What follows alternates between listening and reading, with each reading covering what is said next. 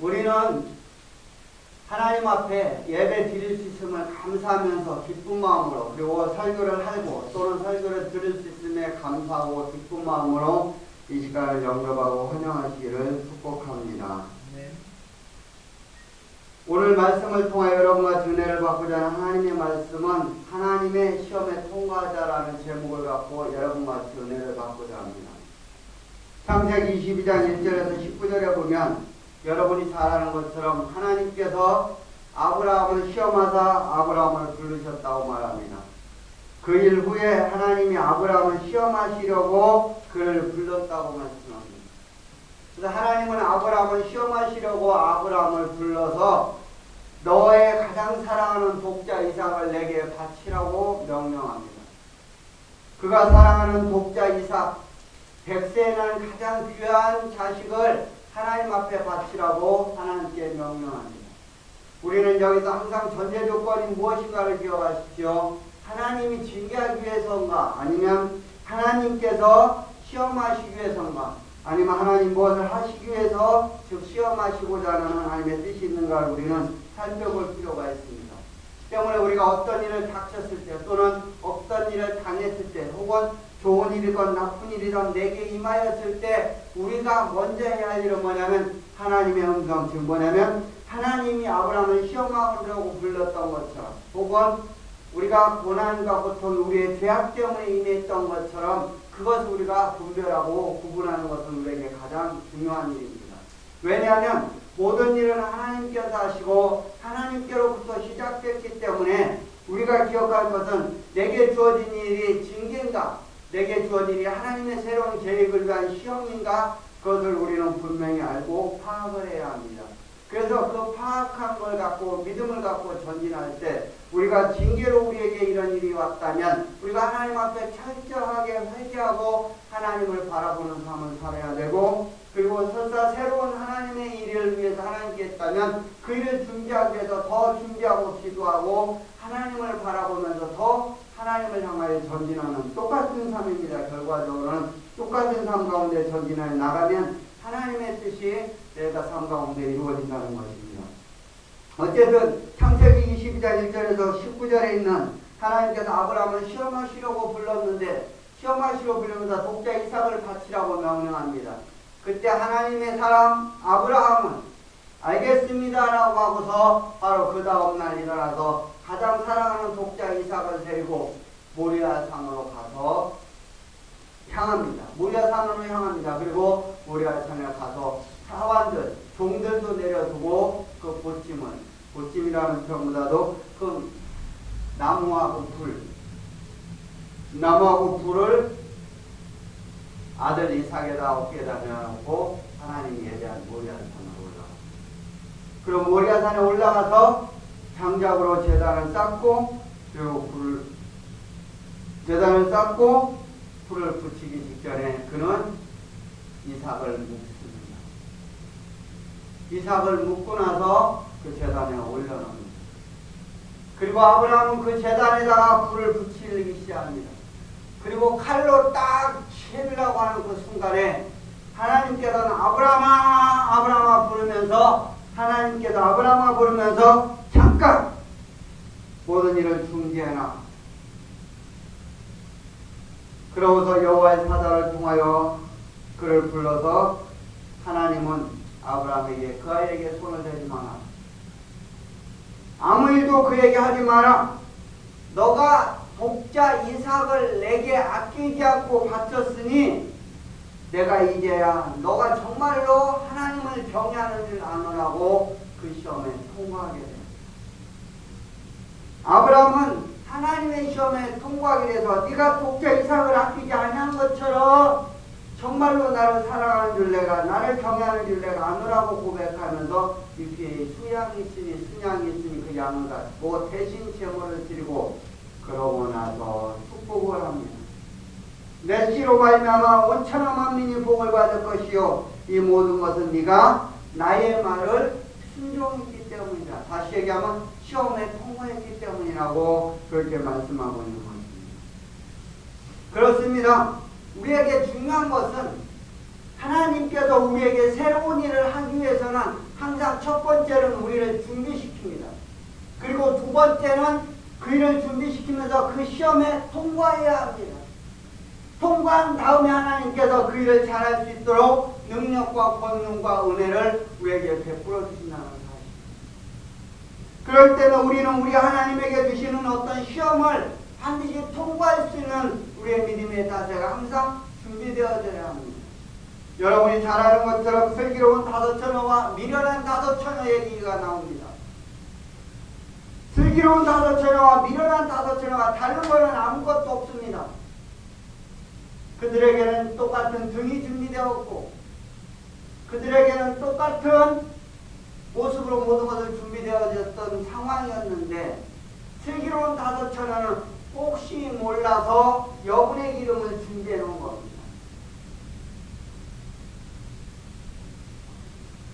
미련한 다섯 처녀는 이 기름 내에 오겠지. 판단은 내가 하는 게 아니라 주인이 하는 겁니다. 할렐루야.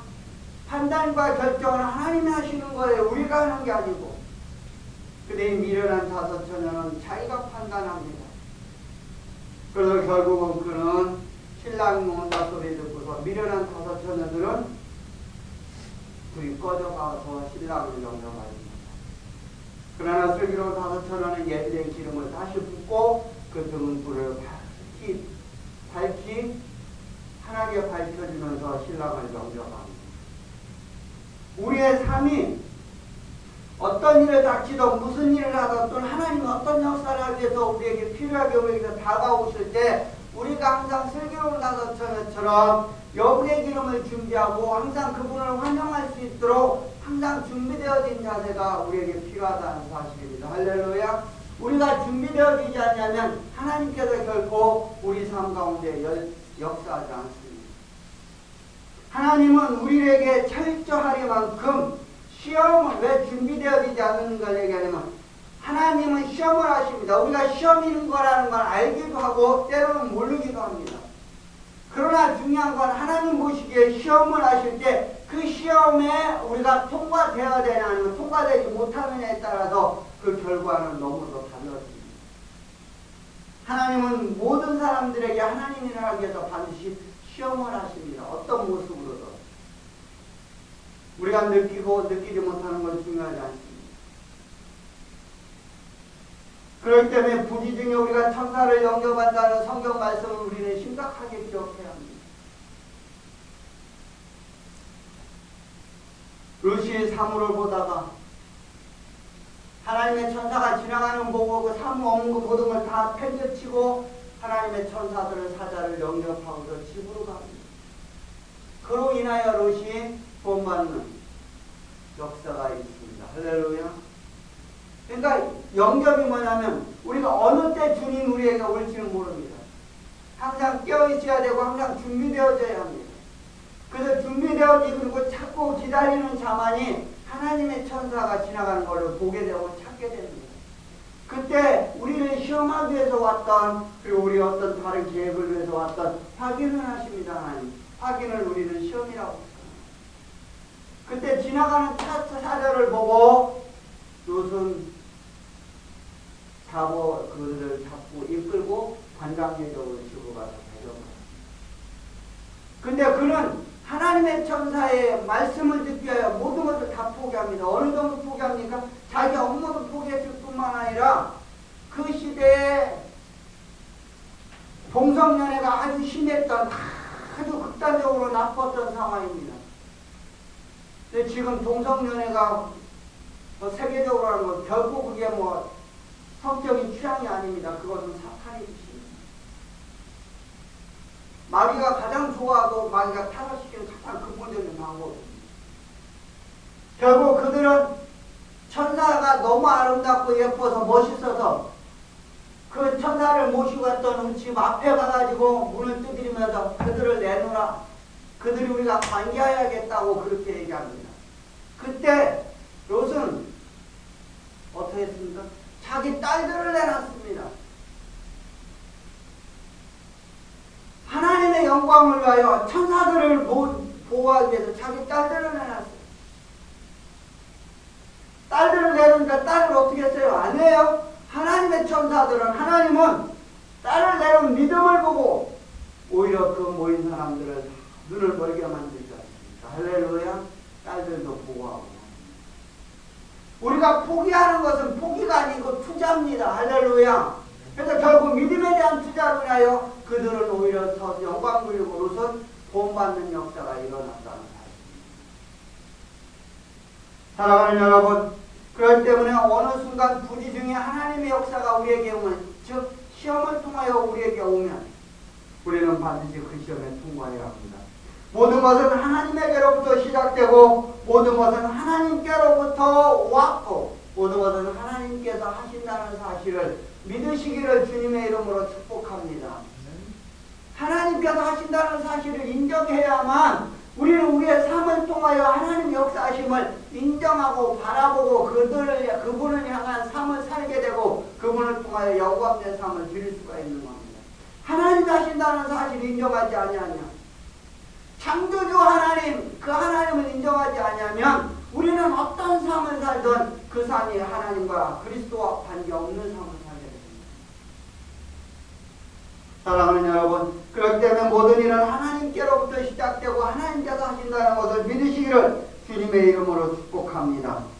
이사야 45장 7절에 보면 나는 빛도 짓고 어둠도 창조하고 나는 평안도 짓고 환난도 창조하나니 나는 여호와라. 그러면서 뭐라고 얘기했냐면 이 모든 일을 행하는 자라. 할렐루야. 할렐루야. 네. 하나님은 빛도 짓고 어둠도 창조했고요, 평안도 짓고 환난도 창조했어요. 나는 여호와라. 이 모든 일을 행하는 자라고 했어요. 빛도 어둠도 평안도 환난도 다 하나님께서 행하시고 하나님께서 주관하시고 하나님께서 역사하신다는 사실입니다. 물론 부정적인 것, 고난과 환난과 멸망할 모든 것들은 사탄과 실제적으로는 역사하지만 그 배경이 하나님의 허락 가운데 이루어진다는 사실을 믿으시기를 주님의 이름으로 축복합니다. 사단이가 역사해도 하나님이 중단시키면은 사단이도 할렐루야. 이것은 어디서 나옵니까? 욥에서 나옵니다. 욥 기서를 보면 사단이가 세상을 돌아보고 나서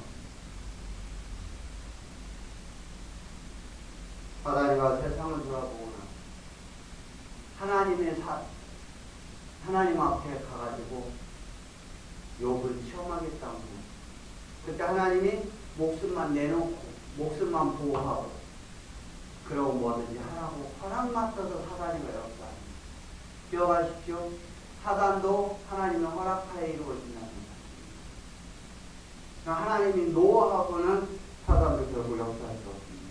하나님은 빛도 어둠도 창조하고 환난도 평안도 창조하니까 환난도 평안도 빛도 어둠도 하나님 은혜 가운데 내가 하나님 속에서 그것을 선택할 수 있는 우리의 믿음의 자세가 이루어집니다. 우리는 하나님만 바라보면 그 하나님 속에서, 그래서 우리는 결과적으로 승리하기 위해서 하나님 앞에 영광을 드리기 위해서, 아니 기쁘고 감사한 삶을 살기 위해서 우리는 당연히 빛을 선택해야 되고 평안을 선택해야 합니다. 우리 하나님의 역사는 우리의 믿음대로 우리의 믿음의 선택에 따라 이루어지기 때문에 우리는 어떤 선택을 이루어지느냐, 이게 중요합니다. 하나님은 하나님께서 시작되고 하나님께서 하신다는 사실을 기억한다면 예레미야 34장 2절에는 뭐라고 말씀하시냐면 이를 행하는 여호와, 그것을 성취하는 여호와, 그 여호와 하나님이 명령하셨다고 말씀하고 있습니다. 모든 일을 행하시는 여호와고 일을 성취하시는 분이에요. 그러니까 여러분의 모든 꿈과 비전을 이루시는 분은 하나님이고 그것을 통하여 하나님의 뜻이 성취되게 하시는 분도 하나님이에요. 여러분들이 그 길을 가도 그것을 이루는 분은 하나님이고 여러분들이 노력하고 애써도 그것을 성취하게 하시는 분은 하나님입니다. 믿습니까? 네. 믿으십니까? 그러니까 우리가 어떤 사람을 통해 무엇을 하고자 아무리 애써도 소용없습니다.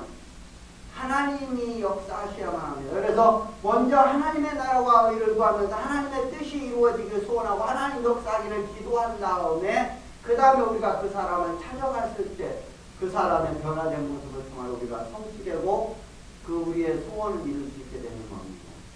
그렇기 때문에 우리는 어떤 일을 하기 전에 사람을 찾지 말고 먼저 하나님을 찾고 그 다음에 사람을 찾으십시오. 왜냐하면 하나님이 앞서가시면서 미리 모든 것을 행하셨기 때문입니다. 할렐루야. 그러니까 하나님이 앞서 행하시기 때문에 왜 그분이 앞서 행하시는 게 좋지 않겠습니까? 어떻게 보면 쇼입니다. 우리 아기 애들을 통해서 뭐 권하기 듣고 권위도 그렇고 혹은 상인을 통해서 그렇고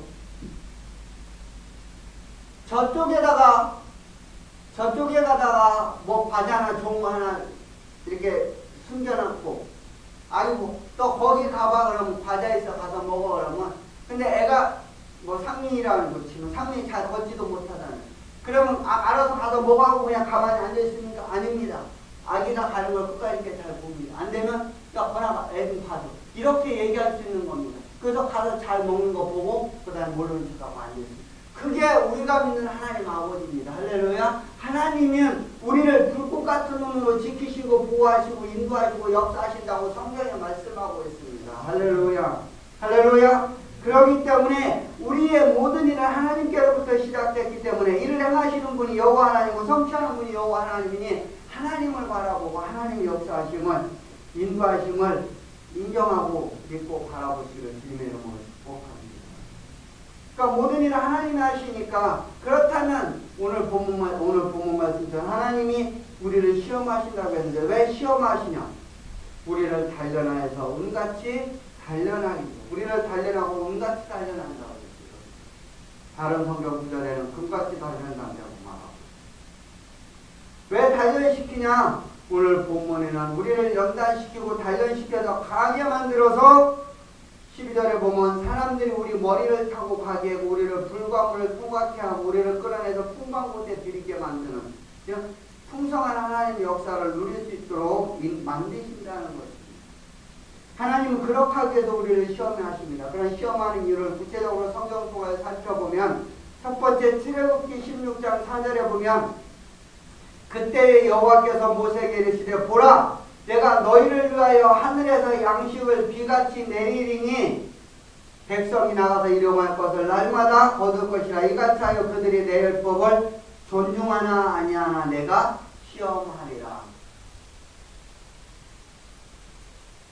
거꾸로 되지 않았습니까? 성경 구절을 생각해보면 만나를 주고 나서 하나님께서 말씀을 듣는지 아니 듣는지 시험하신다. 아니 시험하신다면 만나를 주는 게 우리의 일반적인 원칙 아닙니까? 하나님의 역사가 그렇습니다. 이미 다 주신 다음에 확인을 하십니다. 우리가 시험을 당해도 이미 예비해 놓고서 시험을 하신다는 사실입니다. 할렐루야. 주님 내길 예배하시냐는 그 내일 예배하신 얘기가 어디서 나와요? 바로 아브라함에서 나오는 거 아닙니까? 아브라함이 예비된 순양을 통하여서 제물을 드렸던 바로 주님께서 얘기하십니다. 그러니까 출애굽기 16장 4절에 보면 만나를 준다고 하면서 만나를 통하여서 내 율법을 준행하느냐 아니 듣는지 시험하기 위해. 그러니까 시험의 전제 조건은 하나님 말씀을 듣느냐 안 듣느냐입니다. 순종하느냐 순종하지 않느냐입니다. 그러니까 저와 여러분은 반드시 시험에 통과해야 합니다. 하나님 말씀에 순종해야 합니다. 하나님 말씀을 들어야 합니다. 할렐루야.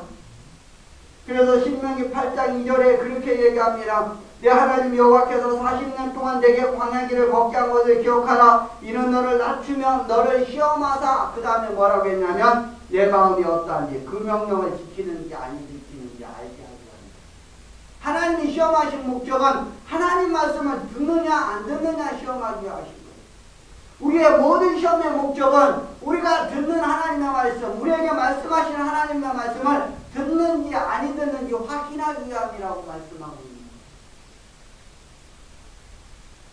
시험이 거창하고 대단한 게 아닙니다. 아무리 어려운 일이 와도 아무리 고통스러운 일이 와도 아무리 힘든 일이 와도 하나님의 말씀을 선택하고 순종하는 여러분의 삶을 사시기를 주님의 이름으로 축복합니다. 하나님이 시험을 하시는 목적은 말씀을 듣느냐 안 듣느냐 순종하느냐 안 하느냐 그것을 알기 위함이라고 말하고 있어요. 그래서 신명기 13장 3절에 보면 하반절에 보면 너희는 마음을 다하고 힘을 다하여서 너희 하나님 여호와를 사랑하는 여부를 알리야 하사 너희를 시험한다. 그러니까 하나님을 사랑하는지 하나님을 사랑하는 것이 뭐예요? 그의 계명을 지켜 행하는 거라고 성경은 말하고 있으니 하나님의 말씀을 지키는지 아니든지 확인하기 위해서 시험한다고 말하고 있습니다. 또한 출애굽기 10장 20절에 보면 모세가 백성에게 이르시되 두려워하지 말라. 하나님이 임하시면 너희를 시험하고 너희로 경외하고 범죄하지 않게 하려 하느니라. 하나님이 우리에게 임하시는 것은, 다시 얘기하면 하나님의 말씀이 우리에게 임하시는 것은, 하나님 우리에게 명령하시는 것은 우리를 시험하여서 범죄하지 않게, 불순종하지 않게 하기 위함이라고 말씀하고 있는 겁니다. 할렐루야. 자, 하나님은 우리를 시험하는 근본적인 목적이 하나님의 말씀을 듣는지 아니 듣는지, 하나님의 말씀을 순종하는지 순종하지 않는지를 확인합니다. 그래서 순종이 제사보다 낫다는 의미가 거기 있는 거예요. 하나님 역사하기 위해서 그 사람에게 필요한 것, 저와 여러분에게 필요한 건 뭡니까? 순종입니다. 할렐루야. 순종이에요. 하나님 말씀을 듣는 거예요.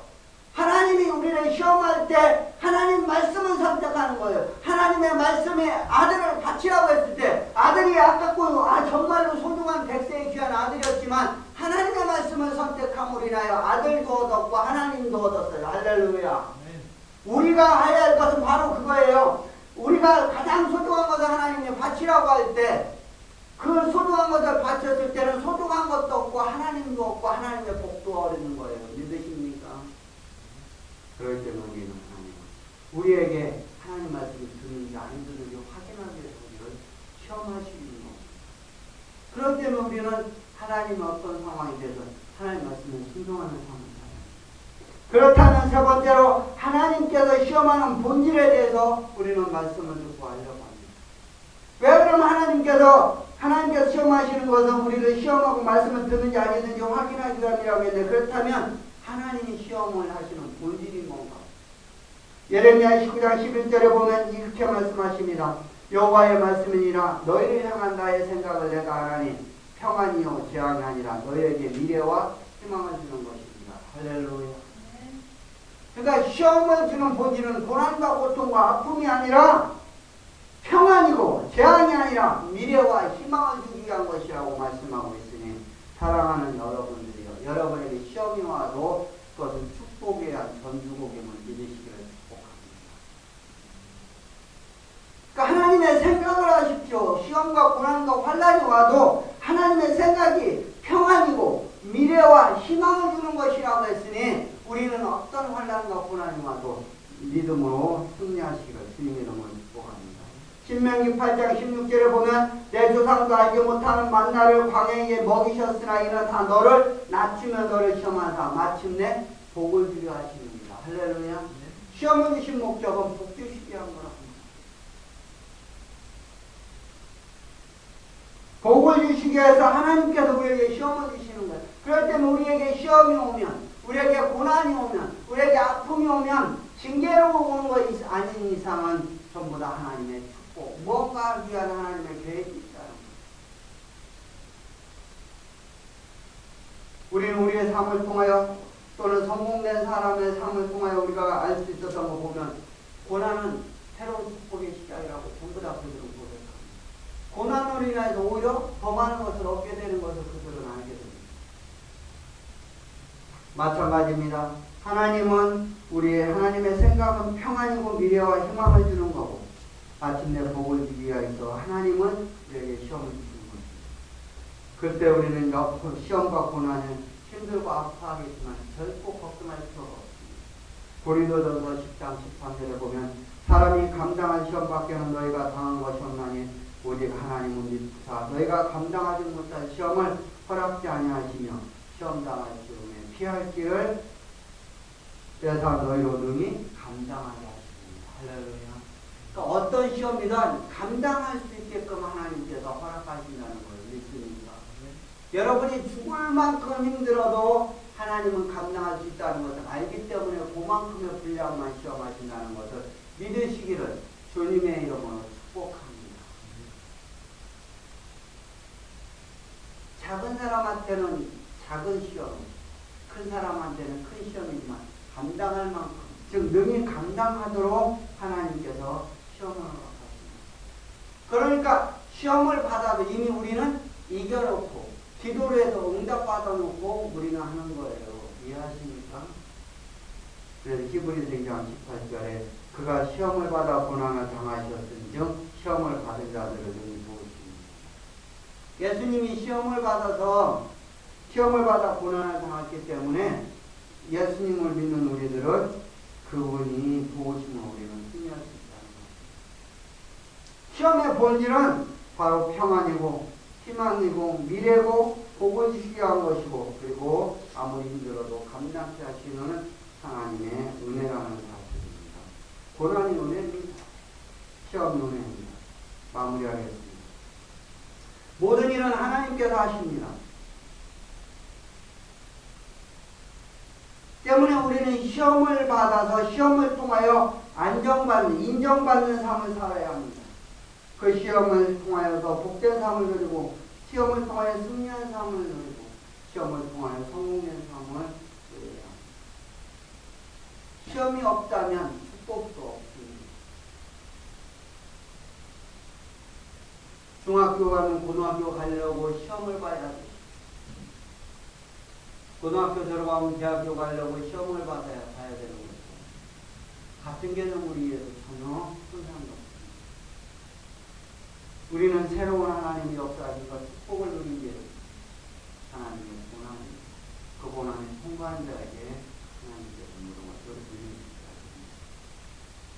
그래서 베드로전서 4장 12절에는 사랑하는 자들아 너희를 연단하려 보는 그 시험을 이상한 일 당한 것 같이 이상히 여기지 마라. 하나님을 잘 믿어도 시험을 당하는 것은 당연한 거다고 받아들이라는 말입니다. 당대 의인이었던 욥도 시험을 당했습니다. 왜요? 새로운 축복을 위한 전주를 믿음의 확인을 위한 하나님의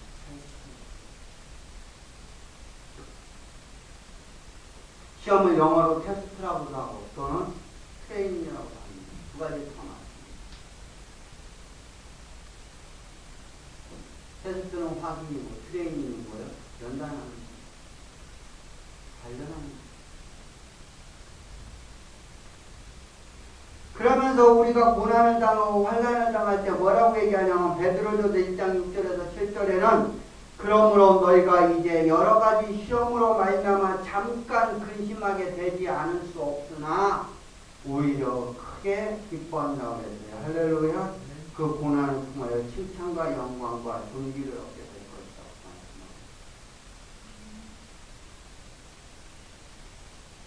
그러니 여러분 고난이 없다면 하나님의 축복도 은혜도 능력도 없으므로 고난을 당하는 것은 당연한 겁니다. 왜냐하면 우리는 십자가를 지고 사는 사람이죠.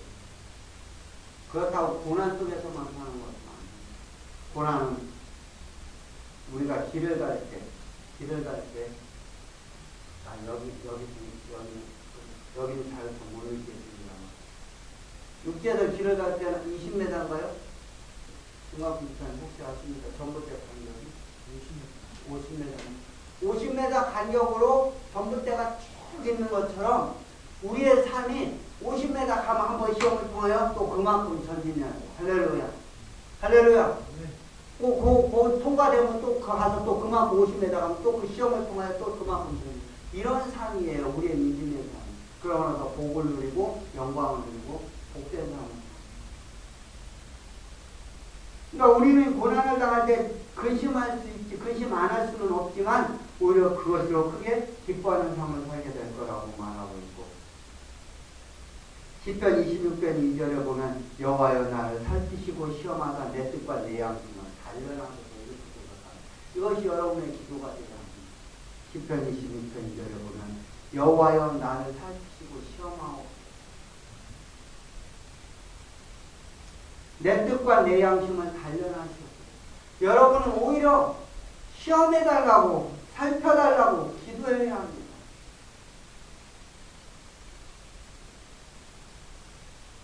그래서 오늘 본문과 비슷한 6절을 기하면 10절에 내가 가는 길을 그가 나니 그가 나를 단련하시기 위해 내가 신분같이 되어나오리라. 할렐루야. 여러분의 모습이 복된 삶으로 영광을 담는 것처럼 끝내겠습니다. 사랑하는 여러분, 여러분이 어떤 상황이세요? 어떤 환경이 있어요? 어떤 사건이 내 앞에 닥쳐?